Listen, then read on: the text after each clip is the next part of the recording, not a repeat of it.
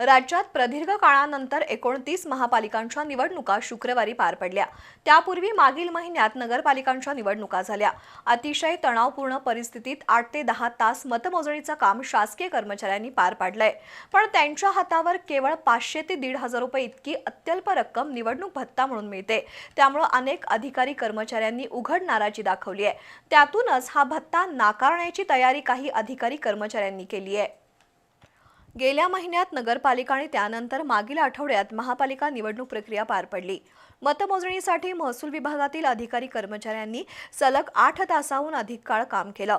अतिशय तणावपूर्ण आणि दगदगीचं असं हे काम व्यवस्थित केलं असलं तरी शासनानं मात्र त्यांच्या कामाची योग्य दखल घेतलेली नाही। मतमोजणीसाठी मतमोजणी सहाय्यक अधिकारी यांना दिवसाला 250 रुपये, मतदान केंद्राध्यक्ष मतमोजणी पर्यवेक्षकांना 350 रुपये, फिरते व्हिडिओ पथक, सूक्ष्म निरीक्षक आणि निरीक्षण पथकाला 1000 ते 1200 रुपये आणि मुख्य मोजणी निरीक्षकाला 1500 रुपये भत्ता दिला जातो।